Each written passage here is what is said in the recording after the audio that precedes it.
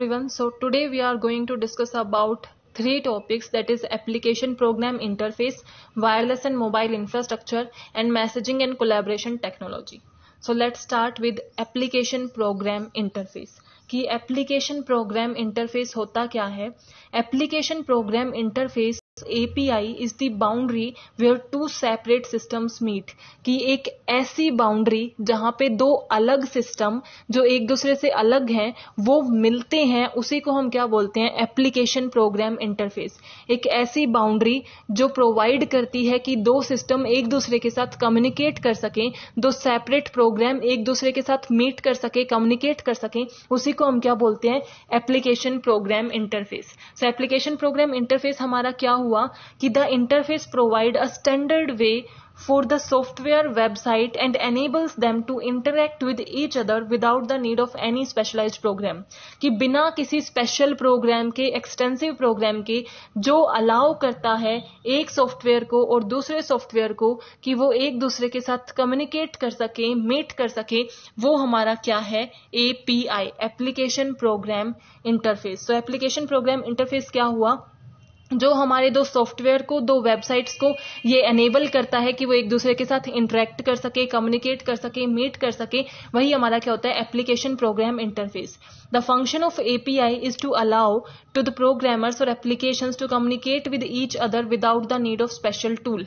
कि बिना किसी स्पेशल टूल के जब हम एक दूसरे से कम्युनिकेट कर सकते हैं, जब दो सिस्टम एक दूसरे से कम्युनिकेट कर सकते हैं, दो सिस्टम एक दूसरे के साथ इंटरेक्ट करते हैं, उसी को हम क्या बोलते हैं? Application program interface. सो एक ऐसी टेक्नोलॉजी जो अलाउ करती है दो सिस्टम्स को एक दूसरे के साथ कम्युनिकेट एंड इंटरफेस करने के लिए, that is application program interface. इसका एग्जाम्पल है, for example you are searching for hotel in Manali.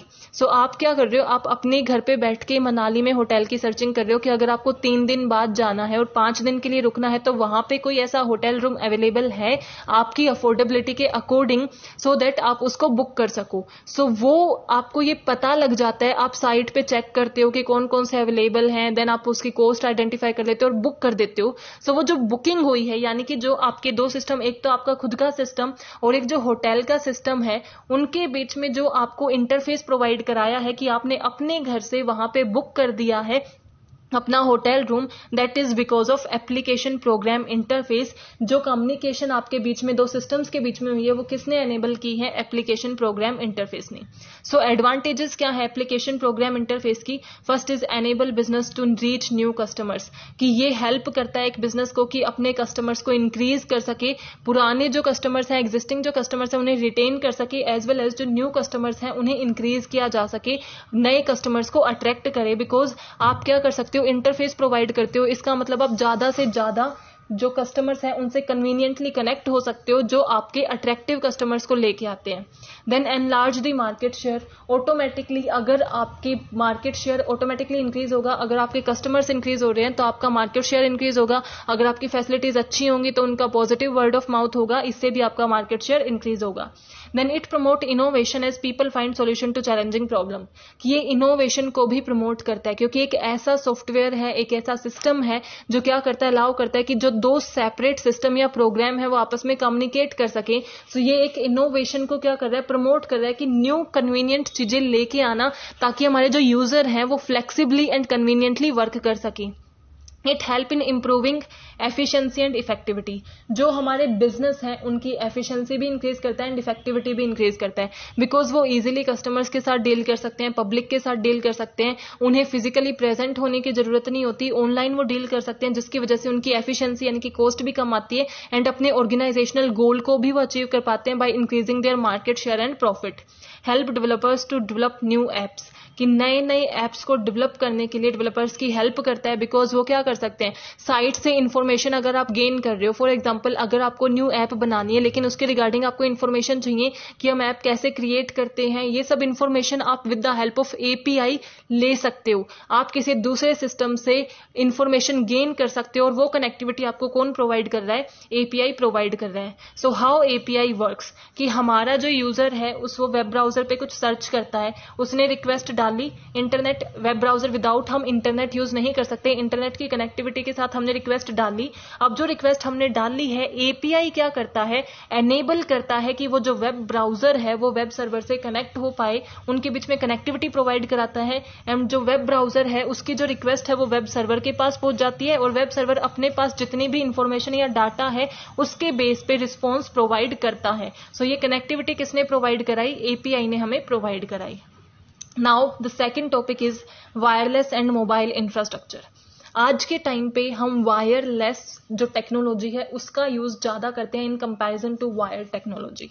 A wireless network infrastructure include hardware, software, services that allow an enterprise network connectivity, communication, management and operations। कि एक network के अंदर क्या होता है, जब हम नंबर ऑफ डिवाइसेस को आपस में कनेक्ट कर देते हैं। अब नेटवर्क क्या होता है, जैसे ए, बी एंड सी, डी, ये हमारे 4 डिवाइस हैं।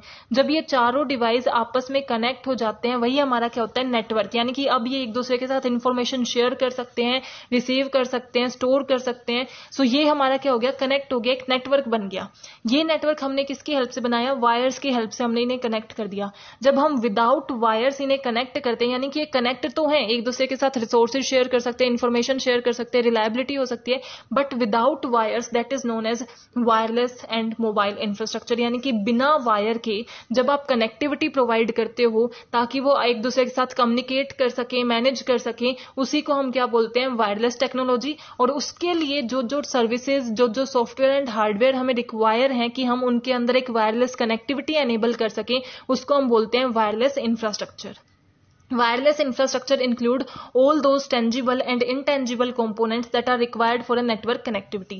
कि एक नेटवर्क को कनेक्ट करने के लिए जितने भी tangible and intangible चीजें हमें रिक्वायर्ड हैं ताकि हम वायरलेस कम्युनिकेशन, यानी कि फॉर एग्जांपल आप अपना फोन यूज कर रहे हो तो फोन के साथ जो आपका इंटरनेट कनेक्ट है उसकी कनेक्टिविटी के लिए जितने hardware, software and services required हैं वो हमारे क्या होते हैं, वायरलेस इंफ्रास्ट्रक्चर। अब एडवांटेजेस क्या हैं वायरलेस इंफ्रास्ट्रक्चर और वायरलेस टेक्नोलॉजी का। First is complete access technology portfolio, कि आप टेक्नोलॉजी को कंप्लीटली एक्सेस कर सकते हो, आप टेक्नोलॉजी को इजीली एंड कन्वीनियंटली एक्सेस कर सकते हो without having any problem regarding access, as well as आपको एक ही टेक्नोलॉजी यानी कि वायरलेस इंफ्रास्ट्रक्चर से ही जितनी भी एक्सेस चाहिए वहीं से मिल जाती है, आपको हर बार चेंज करने की जरूरत नहीं होती। फॉर एग्जांपल अगर आप टैब्स का यूज करते हो तो इसका मतलब ये नहीं कि उसके लिए अलग इंफ्रास्ट्रक्चर आप बना रहे हो, किसी और डिवाइस का यूज कर रहे हो, देन मोबाइल में आप अलग का यूज कर रहे हो। आप अपने हर डिवाइस को एक्सेस कर सकते हो उसमें टेक्नोलॉजी को with the help of wireless infrastructure, यानी कि एक यूनिवर्सल इंफ्रास्ट्रक्चर काइंड हो जाता है जो डिफरेंट डिवाइसेस को अलाउ करता है कि आप उन्हें एक्सेस कर सको। Then second is goes where cable and fibre can not, ऐसे जो प्लेसेस है जहां पे हम वायर से कनेक्टिविटी प्रोवाइड नहीं कर सकते वहां पे हम वायरलेस कनेक्टिविटी प्रोवाइड कर सकते हैं। फॉर एग्जांपल अगर हम स्पेस की बात करें, प्लेन की बात करें, वहां वाईफाई कनेक्टिविटी जो प्रोवाइड करते हैं वहां पे हम क्या करते हैं, अब हम प्लेन को वायर से तो बांध नहीं सकते, वहां पे हम क्या करते हैं, एक नॉन वायर उसको यूज करते हैं, टेक्नोलॉजी को यूज करते हैं। तो जहां पे हमारे केबल्स रीच नहीं हो पाते वहां पे हम वायरलेस टेक्नोलॉजी का यूज करते हैं। Involve reduce time to revenue, यानी कि टाइम सेविंग है बिकॉज बार बार आपको वायर्स को कनेक्ट नहीं करना होता, एंड अगर आपका टाइम सेव करती है तो ऑटोमेटिकली आपकी रिवेन्यू को इंक्रीज करती है, उसमें कंट्रीब्यूट करती है। देन प्रोवाइड ब्रॉडबैंड एक्सेस, यानी कि जो ब्रॉडबैंड की एक्सेस है, ब्रॉडबैंड का यूज है वो इंक्रीज कर रही है, उसकी एक्सेस को इंक्रीज कर रही है, एक्सटेंड कर रही है बिकॉज ऑफ वायरलेस कम्युनिकेशन। की जब आप वायरलेस मीडियम का यूज करते हो तो आप ब्रॉडबैंड का यूज करते हो और ब्रॉडबैंड की कनेक्टिविटी को ये इंक्रीज कर रही है। एंड मोर कन्वीनियंट, की हमारे लिए ज्यादा कन्वीनियंट होता है in comparison to wire infrastructure. Now disadvantages of wireless infrastructure, इसके कुछ डिसएडवांटेजेस क्या है। फर्स्ट इज सिक्योरिटी, सिक्योरिटी हमेशा एक इशू रहता है in comparison to wired network. जो है हमारा वायरलेस ज्यादा लेस सिक्योर है या फिर ज्यादा इनसिक्योर है बिकॉज इसमें हमारे क्या होता है, इंट्रूडर्स ज्यादा होते हैं। Then second is range of signal problem, कि सिग्नल प्रॉब्लम में भी डिफिकल्टी आती है। वायर्स में क्या होता है कि वायर्स के थ्रू करंट जो होता है वो फ्लो करता है और आपको मिल जाता है, बट बिना वायर्स के आपको सिग्नल चाहिए होता है। बट कई बार बैड वेदर की वजह से या फिर बाउंड्रीज की वजह से क्या हो जाता है, आपके सिग्नल प्रॉब्लम आप फेस करते हो। देन अनरिलायबल, कि हमारा जो वायरलेस नेटवर्क है वो इन कंपैरिजन टू वायर क्या है, कम रिलायबल है। उसमें जो सिग्नल फेस होता है उसमें प्रॉब्लम हम फेस करते हैं, इसमें ज्यादा प्रॉब्लम प्रॉब्लम्स होती हैं in comparison to wire regarding signal और रिगार्डिंग इश्यूज, तो सिक्योरिटी के रिगार्डिंग, इसीलिए इसकी रिलायबिलिटी जो है वो कम होती है, क्योंकि इसमें कई बार अनएक्सपेक्टेड हमारा क्या आ जाता है कि एकदम से नेचुरल डिजास्टर हुआ या एकदम से वेदर खराब हुआ, तो हमारा क्या हो जाता है, एकदम से वायरलेस इंफ्रास्ट्रक्चर से जो भी हमें टेक्नोलॉजी का एक्सेस था वो चला जाता है। सो ये हमारे लिए वायर्स का जो होता है उससे कम रिलायबल है। देन स्लो, कि इसकी स्पीड ऐसा नहीं है कि सेम ही रहती है, कभी 1 Mbps होती है, कभी 2 होती है, कभी 50 kbps होती है। सो ये जो आपकी स्पीड है, यानी कि कितनी MB/सेकेंड हो रही है, कितनी KB/सेकेंड हो रही है, वो वेराई करती है और ये रिलेटिवली स्लो वर्क करता है। देन कंपेटेबिलिटी, जो वायरलेस टेक्नोलॉजी है उसकी कंपेटेबिलिटी कम है in comparison to wired technology because of the security threat, यानी कि जो हमारी वायर्ड है उसमें सिक्योरिटी के थ्रेट कम होते हैं, इसीलिए वो ज़्यादा स्ट्रॉन्ग होती है, उसकी कंपेटेबिलिटी अच्छी होती है, वो अच्छे से मीन्स अपने वायरस के साथ या फिर बाकी चीज़ों के साथ फाइट कर सकती है, बट इसकी कंपेटेबिलिटी रिलेटिवली कम होती है। Now challenges of wireless infrastructure, कुछ ऐसी प्रॉब्लम्स या चैलेंज जो हम फेस करते हैं वायरलेस इंफ्रास्ट्रक्चर में। फर्स्ट इज लोअर बैंडविड्थ, कि इसकी बैंडविड्थ कम होती है इन कंपैरिजन टू, यानी कि जब हम वायरलेस इंफ्रास्ट्रक्चर का यूज करते हैं और हम बैंडविड्थ का यूज करते हैं, बट बैंडविड्थ जो है उसका जो रेट है वो कम होता है इन कंपैरिजन टू हमारी wireless. As well as variable bandwidth, कि हमारी जो बैंडविड्थ है वो सेम नहीं रहती। अब बैंडविड्थ होती क्या है, फर्स्ट ऑफ ऑल हम ये डिस्कस करते हैं कि बैंडविड्थ होती क्या है, कि एक पर्टिकुलर टाइम के अंदर हम कितना जो हमारी डाटा है वो ट्रांसफर कर पाते हैं, वो हमारी क्या होती है, बैंडविड्थ होती है, जो रेट को डिटरमाइन करती है कि कितना अमाउंट ऑफ डाटा हम ट्रांसफर कर पा रहे हैं। फॉर एग्जांपल 1 सेकंड में हमने कितनी बिट्स ट्रांसफर की, कितना अमाउंट हमने ट्रांसफर किया, वो हमारी बैंडविड्थ है। सो हम 1 सेकंड में कम, यानी कि स्लो है, ये हमने डिसएडवांटेज में देखा था ना कि ये स्लो है, कि हम कम डाटा ट्रांसफर कर पाते हैं।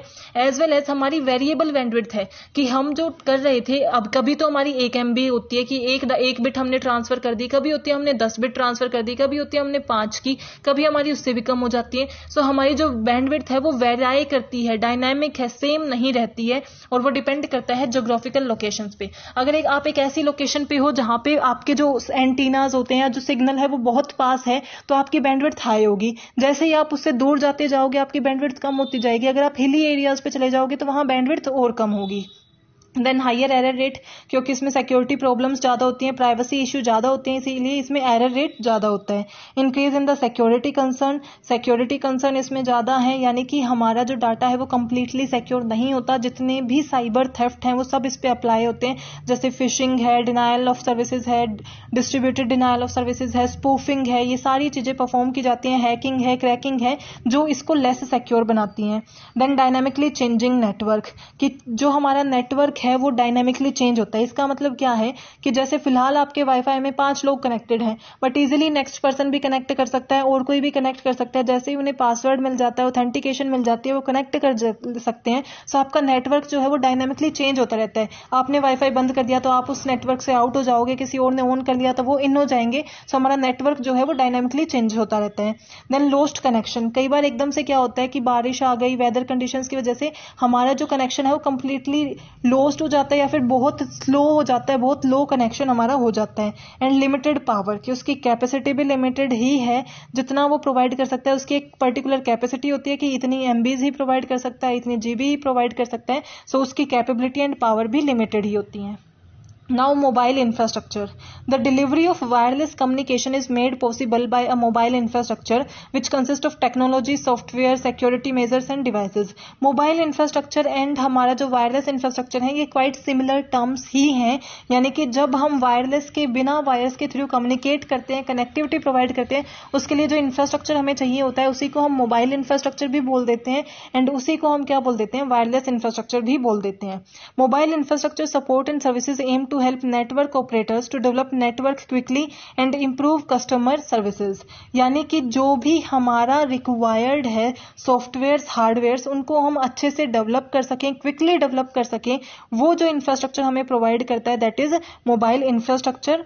एंड मोबाइल इंफ्रास्ट्रक्चर के अंदर हम 2 मेन चीज लेके चलते हैं, यानी कि फर्स्ट हमने क्या किया कि वायरलेस इंफ्रास्ट्रक्चर की वायरलेस कम्युनिकेशन के लिए हमें कौन कौन सी हार्डवेयर सॉफ्टवेयर की रिक्वायरमेंट होती है, वो इंफ्रास्ट्रक्चर हमारा क्या होता है, वायरलेस इंफ्रास्ट्रक्चर। उसके एडवांटेजेस क्या है, डिसएडवांटेजेस क्या है। अब जो हमारा वायरलेस इंफ्रास्ट्रक्चर है उसके 2 मेन कंपोनेंट क्या है, यानी कि 2 सबसे फेमस वायरलेस जो हमारी कम्युनिकेशन है वो कौन कौन सी है? First is wifi and second is Bluetooth. कि सबसे ज्यादा जो वाईफाई हमारा वायरलेस कनेक्टिविटी के लिए यूज किया जाता है उसको हम क्या बोलते हैं? वाईफाई हो सकता है या फिर ब्लूटूथ हो सकता है। तो सबसे पहले हमारा वाईफाई। वाईफाई क्या है? आज के टाइम पे इस टर्म से ऑलमोस्ट हर कोई यूज टू है कि वाईफाई होता क्या है। जो हमारे वैरायटी ऑफ डिवाइसेस हैं, जैसे फोन है, स्मार्टफोन्स हैं, टैब्स हैं, उनके बीच में कनेक्टिविटी प्रोवाइड कराता है without the help of wires, उसको हम क्या बोलते हैं? Wi-Fi. Wi-Fi networks are the ones that connect variety of devices within a network. एक नेटवर्क के अंदर, एक इंटरनेट नेटवर्क के अंदर जब हम नंबर ऑफ डिवाइसेस को कनेक्ट कर देते हैं ताकि वो टेक्नोलॉजी का यूज कर सके, इंटरनेट का यूज कर सके, आपस में शेयर कर सके, कम्युनिकेट कर सके, इंटरेक्ट कर सके, उसको हम क्या बोलते हैं? Wifi. Now requirement of wifi network. आपको किस चीज की रिक्वायरमेंट होती है एक वाईफाई को बनाने के लिए? उसके लिए हमारी मेन रिक्वायरमेंट क्या है कि हमारे पास नेटवर्क अडेप्टर्स होने चाहिए, यूएसबी अडेप्टर्स होने चाहिए, internal and external antenna and access point. Network adapters क्या होते हैं? जो आपका डाटा है, यानी कि जो आपका कंप्यूटर्स है, उसको नेटवर्क से कनेक्ट करने के लिए जिस डिवाइस की हमें जरूरत होती है उसको हम बोलते हैं नेटवर्क अडेप्टर।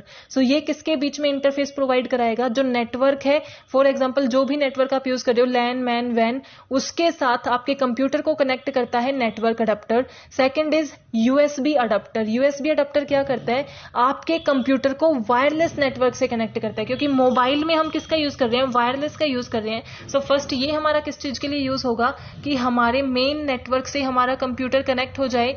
ये किस लिए यूज होगा? कि जो हम वायरलेस यूज कर रहे हैं उसके साथ हमारा कंप्यूटर कनेक्ट हो जाए। अब जब हम यूएसबी और नेटवर्क अडेप्टर्स का यूज करते हैं, उसके अंदर हमारे ऑलरेडी कुछ एंटीनाज होते हैं। कुछ एंटीनाज पहले से लगे आते हैं जिनको हम बोलते हैं कैप्टिव एंटीनाज, और कुछ एंटीनाज हम लगवाते हैं। इन एंटीना की वजह से क्या होता है? अगर हमारे एंटीनाज हैं तो हमें strong, clean and clear data मिलता है। यानी कि जब भी हम कुछ डाउनलोड करते हैं, अपलोड करते हैं, तो स्मूथली, क्लियरली और क्लीनली हम उसे क्या कर सकते हैं? अपलोड एंड रीलोड कर सकते हैं, डाउनलोड कर सकते हैं with the help of antennas. एक कैप्टिव एंटीना अगर हमें स्मूथली नहीं वर्क करवा रहा है तो उसके लिए हम क्या करते हैं? एक और एंटीना अपने आप से, एक्सटर्नल एंटीना जिसे हम बोलते हैं, वो यूज करते हैं, उसका यूज मेड बनाते हैं, उसको यूज करते हैं, उसे कनेक्ट कराते हैं। वो थोड़ा ज्यादा एक्सपेंसिव होता है, लेकिन ये क्या करता है? देन स्मूथनेस में हमें कंट्रीब्यूट करता है। उसको ये हमारे क्या है? Internal and external antenna. And finally access points. Access point क्या है? जो हमें ब्रॉडकास्ट करते हैं, यानी कि जो भी हम चीज उस पर सर्च कर रहे हैं, कनेक्ट कर रहे हैं, वीडियो कॉल कर रहे हैं, ऑडियो कॉल, जिससे हमारा एक्चुअल में वो ब्रॉडकास्ट होता है, जिस चीज से हमें वो शो कराया जाता है, यानी कि जो हमें एक्सेसिबिलिटी प्रोवाइड करते हैं, वो हमारे होते हैं एक्सेस पॉइंट। सो वाईफाई के लिए हमारी रिक्वायरमेंट क्या हो गई कि हमें नेटवर्क अडेप्टर चाहिए जो नेटवर्क से हमारे कंप्यूटर को कनेक्ट करेंगे। देन यूएसबी चाहिए जो वायरलेस के साथ हमारे उसको कनेक्ट करेंगे। इंटरनल एंड एक्सटर्नल एंटीना जो हमें क्या प्रोवाइड करेंगे? स्मूथली, क्लीनली हम हमारा क्लियरली डाटा कम्युनिकेट कर सके। एंड एक्सेस पॉइंट जो हमें एक्सेसिबिलिटी प्रोवाइड करेंगे। Now advantages and limitations of Wi-Fi. Wi-Fi की क्या एडवांटेजेस हैं और क्या लिमिटेशंस हैं? First is lack of wires, की हमें कम वायर्स की जरूरत होती है, कॉम्प्लेक्सिटी कम हो जाती है। ऐसा नहीं है कि हर डिवाइस हर एक के साथ वायर के साथ कनेक्ट है, इतनी कॉम्प्लेक्सिटी नहीं रहती। लो कॉस्ट ऑफ इंप्लीमेंटेशन, क्योंकि वायर्स हमें ज्यादा नहीं चाहिए होते तो हमारी कॉस्ट भी कम आती है। देन कन्वीनियंट, ये हमारे लिए सबसे ज्यादा कन्वीनियंट होता है, इजी टू यूज होता है। एंड फ्लेक्सिबल, की फ्लेक्सिबिलिटी हमें प्रोवाइड करता है। नया पर्सन अगर ऐड करना चाहता है तो नेटवर्क में इजीली ऐड कर सकता है, कोई यूज नहीं करना चाहता तो वाईफाई तभी बंद कर सकता है। देन डिसएडवांटेजेस क्या है? लिमिटेड रेडियस, की यहाँ जहां आपने लगाया है उसके कुछ एरिया तक ही आप उसे यूज कर सकते हो। ऐसा नहीं है कि आपने वाईफाई लगवा लिया तो आप कहीं भी चले जाओ, वही आपकी कनेक्टिविटी प्रोवाइड करता रहेगा। सिक्योरिटी इशू इसमें आते ही हैं, और इंटरफेरेंसेस यानी कि इंट्रूडर्स के चांसेस, इसमें प्राइवेसी इशू हमारे साथ रहते हैं। नाउ नेक्स्ट इज ब्लूटूथ, यानी कि हमारे जो दो मेन टेक्नोलॉजी हम यूज करते हैं वो जो वायरलेस में, वो फर्स्ट थी वाईफाई, सेकंड इज ब्लूटूथ का जो हम यूज करते हैं। Bluetooth and wifi quite similar है, मींस सिमिलर का मतलब दोनों वायरलेस के लिए होते हैं एंड दोनों में कनेक्टिविटी प्रोवाइड की जाती है। बट ब्लूटूथ हमें इंटरनेट कनेक्टिविटी प्रोवाइड नहीं कराता है। ब्लूटूथ हमारे दो डिवाइसेस को, दो या उससे ज्यादा डिवाइसेस को आपस में कनेक्ट कर देता है, जो उसके अंदर आपके ऑलरेडी क्या है, विदाउट इंटरनेट अगर आपको कोई फोटो, ऑडियो, वीडियो सेंड करनी है with the help of Bluetooth आप क्या कर सकते हो, सेंड कर सकते हो कि आपने टेलीफोन कंप्यूटर को एक दूसरे के साथ क्या कर दिया, कनेक्ट कर दिया। ये मोस्ट ईजी टू यूज है और सबसे ज्यादा कन्वीनियंट है। हम इजीली जो भी शॉर्ट रेंज में, बट इसकी रेंज हमारे वाईफाई से भी शॉर्ट होती है, और जब हमने दो फोन को, दो कंप्यूटर्स को, कंप्यूटर या फोन को आपस में कनेक्ट किया, फोन के अंदर जो पिक्चर्स हैं बिना इंटरनेट के हम एक दूसरे के साथ शेयर कर सकते हैं with the help of Bluetooth. और इसमें हमारी डिसएडवांटेज क्या हो जाती है कि हमारा मीन्स सबसे ज्यादा इसमें सिक्योरिटी इश्यूज आते हैं और इसकी बैंडविड्थ बहुत कम होती है, बहुत धीरे धीरे स्लोली ट्रांसफर करता है, सिक्योरिटी इश्यू इसमें होते हैं। बट ये क्या है, इजी टू यूज है, पावर भी कम लगती है और इजीली अफोर्डेबल है। Now the third topic is messaging and collaboration technology. Instant message करना आज के टाइम पे हर कोई यूज कर रहा है, यानी कि ऐसी मैसेजिंग टेक्नोलॉजी जो हमें क्या करती है, ऐसी टेक्नोलॉजी जो हमें अलाउ करती है कि हम इंस्टेंटली एक दूसरे के साथ कम्युनिकेट कर सकते हैं, मैसेज कर सकते हैं। वो कब होते हैं, जब हमारे दोनों पर्सन ऑनलाइन होते हैं या फिर आपका रिसीवर ऑनलाइन होता है, उसकी इंटरनेट के साथ एक्सेसिबिलिटी है, तो आप इंस्टेंटली क्या कर सकते हो, मैसेज को एक्सचेंज कर सकते हो। सो मैसेजिंग के लिए या कम्युनिकेशन के लिए जो टेक्नोलॉजी यूज की जाती है उसमें हमारी फर्स्ट आती है ईमेल। ईमेल क्या है, हमारा सबसे most use and easily used हमारा जो टेक्नोलॉजी है वो ईमेल है, जिसको हम इलेक्ट्रॉनिक मेल भी बोलते हैं, जो ज्यादातर फॉर्मल कन्वर्सेशंस के लिए हम यूज करते हैं, जिसमें हम number of people with the help just help of their G address, जो भी हमारा ईमेल एड्रेस होता है उसकी हेल्प से आपने वो ईमेल एड्रेस डाला। अगर आप कोई अटैचमेंट भेजना चाहते हो, ऑडियो, वीडियो, टेक्स्ट, पिक्चर, जो भी आप सेंड करना चाहते हो, इजीली आप सेंड कर सकते हो। आप उसके अंदर बस आपको क्या करना होता है, उनका एड्रेस डालना होता है और वो किसी भी लोकेशन पे हो आप इजीली उसे सेंड कर सकते हो। इसमें स्टेप्स क्या होते हैं कि आपने लॉगिन किया, आप कंपोज ऑप्शन पे गए, अगर आपको सेंड करना है तो अपना मैसेज लिखा, टू और फ्रॉम के ऑप्शन में ये नाम लिख दिया जिस एड्रेस पे आप भेजना चाहते हो, अगर आप कोई अटैचमेंट ऐड करना चाहते हो वो आपने डाली, एंड सेंड मैसेज। इजीली आप क्या कर सकते हो, कम्युनिकेट कर सकते हो। सेकंड हमारा क्या आता है, वीडियो कॉन्फ्रेंसिंग। वीडियो कॉन्फ्रेंसिंग हमारा क्या होता है, जब हम किसी के साथ on the face with the help of face to face communicate करते हैं, वो हमारा क्या होता है, वीडियो कॉन्फ्रेंसिंग। जब आप इंटरनेट की हेल्प से, टेक्नोलॉजी की हेल्प से किसी के साथ कम्युनिकेट करते हो, दैट इज वीडियो कॉन्फ्रेंसिंग। वो भी हमारा क्या है, कम्युनिकेशन टेक्नोलॉजी है। Then fax. फैक्स क्या है, हमारी एक ऐसी मशीन है जो हमारे पास पिक्चर है या फिर कोई ऐसी ऑथेंटिक ट्रेडिशनल, अगर हमारे पास पेंटिंग है या कोई भी टेक्स्ट है, अगर हमें वैसा का वैसा एक और निकालना है तो उसमें कोई भी चेंज नहीं होगा। मेक अलाइक यानी कि बिल्कुल वैसा का वैसा निकालने के लिए जिस मशीन का यूज किया जाता है वो हमारी फैक्स है। यानी कि जो भी पर्सन, फॉर एग्जांपल मैं आपको कुछ सेंड करती हूँ तो मैं with the help of fax machine आपको सेंड कर रही हूँ, और आप with the help of fax machine जब आप उसका प्रिंट आउट निकालते हो तो दोनों कॉपी बिल्कुल सेम होंगी। वो हमारा क्या होता है, fax machine. Then blogs. Blogs क्या होते हैं, पर्सनल डायरी होती है। यानी कि फॉर एग्जांपल कि एक पर्सन जो अपनी लाइफ में जो भी उसका एक्सपीरियंस है, उसके ओपिनियन है, परसेप्शन है, उसको जब एक काइंड ऑफ चैनल बना के रोज उस पर अपडेट करता हो, वीकली उसमें अपडेट करता हो, अपने थॉट्स को लिखता हो, एंड बाकी लोगों को अलाउ करे कि वो उसे सब्सक्राइब कर सकें और रोज रीड कर सकें कि वो क्या लिख रहा है, उसके क्या थॉट्स हैं, क्या ओपिनियंस हैं, उसको हम बोलते हैं ब्लॉग्स। ये क्या करता है, एक पर्सनल डायरी टाइप होती है। जैसे आप अपनी डायरी मेंटेन करते हो, अगर आप उस डायरी को पब्लिक कर देते हो एंड ऑनलाइन किसी फॉर्मेट पे लगा रहे हो, देन वो आपके क्या बन जाते हैं, ब्लॉग्स, एंड बाकी लोग उसे रीड कर सकते हैं, जिससे वो आपकी पर्सनालिटी को जान सकते हैं कि आप किस टाइप के पर्सन हैं, आपकी क्या थिंकिंग है, क्या परसेप्शन है। वो ब्लॉग्स होते हैं। अब ब्लॉग्स के एडवांटेजेस क्या होते हैं कि आपकी नॉलेज को इंक्रीज करते हैं, राइटिंग स्किल इंप्रूव हो जाती है, क्योंकि आप रोज लिखते हो तो आपकी राइटिंग स्किल इंप्रूव होंगी। आपको मनी मिलने लग जाता है जब आपके एक नंबर ऑफ सब्सक्राइबर्स हो जाते हैं, एंड सोशल मीडिया पे आपको वर्किंग करनी आ जाती है। एज वेल एज अगर आपको उस इंफॉर्मेशन में कुछ यूजफुलनेस लगता है, कोई प्रॉब्लम ऐसी जो आप फेस कर रहे हो, उसके रिगार्डिंग आपको वहां पे सॉल्यूशन भी मिल सकते हैं। बट इसकी डिसएडवांटेज क्या होती है कि क्योंकि हम इंटरनेट पे वर्क कर रहे हैं तो हमारा कंट्रोल कम रहता है, हमारे जो सिस्टम से टेक्नोलॉजी उसका कंट्रोल ज्यादा रहता है, एंड अगर हम ज्यादा फोन का यूज करते हैं, टेक्नोलॉजी का यूज करते हैं, तो हम हेल्थ प्रॉब्लम भी फेस कर सकते हैं। Then next is Skype. Skype क्या है, Skype is an internet telephony service provider that offer free calling between computers and low cost calling to regular telephones that are not connected to internet. कि Skype क्या है, एक ऐसी technology है कि जो कंप्यूटर्स इंटरनेट से कनेक्टेड हैं उनको तो फ्री कॉलिंग सर्विसेज प्रोवाइड कर रही है कि वो फ्रीली कॉल कर सकते हैं बिना किसी कॉस्ट के, और अगर वो इंटरनेट से कनेक्टेड नहीं है तो लो कॉस्ट पे कॉल कर सकते हैं। ये फैसिलिटी प्रोवाइड करती है स्काइप। तो ये किस चीज में हेल्प करती है कि अच्छी रिलेशनशिप बिल्ड होगी, क्योंकि आप कम कॉस्ट कॉस्ट पे प्रोवाइड कर रहे हो तो बिजनेस की अच्छी रिलेशनशिप बिल्ड हो जाएगी, कॉस्ट हमारी ऑटोमेटिकली कम आएगी एंड प्रोडक्टिविटी इंक्रीज हो जाएगी, बिकॉज हम फ्रीली कॉल कर सकते हैं, फ्रीली कम्युनिकेट कर सकते हैं, सो अच्छी प्लानिंग होगी, अच्छी डिसीजन मेकिंग होगी। बट इसमें डिसएडवांटेजेस क्या है? Risk for children's and security issue. Technology में हमेशा सिक्योरिटी इशू रहते हैं एंड चिल्ड्रंस अगर हम यानी यूज करते हैं इसको कि वो फ्रीली कम्युनिकेट कर रहे हैं, चैट कर रहे हैं, तो उसमें हमारे जो बुलिंग के चांसेस होते हैं, हैरेसमेंट के चांसेस होते हैं, वो हमारे लिए डिसएडवांटेजेस हैं। देन वेब मीटिंग, कि जो हमारे बिजनेसेस हैं वो ग्लोबलाइजेशन डील करें, यानी कि अलग अलग नेशन में अगर उनके बिजनेसेस हैं तो अलग अलग नेशन में जो मैनेजर्स हैं उनसे मीटिंग करने के लिए वो क्या करते हैं? वेब मीटिंग का यूज करते हैं, जो एक हमारा प्लेटफॉर्म है जहां पे आप डिफरेंट डिफरेंट लोकेशन से एक दूसरे के साथ कम्युनिकेट कर सकते हो। ऑडियो एंड वीडियो प्लस दोनों ऑप्शन आपको मिलते हैं। सो ये हमारे वेब मीटिंग के अंदर यूज किया जाता है। इसके अलावा कम्युनिकेशन प्लेटफॉर्म्स क्या हो सकते हैं? सोशल मीडिया, जैसे कि फेसबुक है, ट्विटर है, गूगल है, इंस्टाग्राम है, विकीपीडिया है, स्नैपचैट है, इन सबको आप डाल सकते हो। ये भी हमारे क्या है? मैसेजिंग टूल्स हैं। So I hope you are clear with this topic. If you have any doubt please mention in comment section. Thank you, keep support.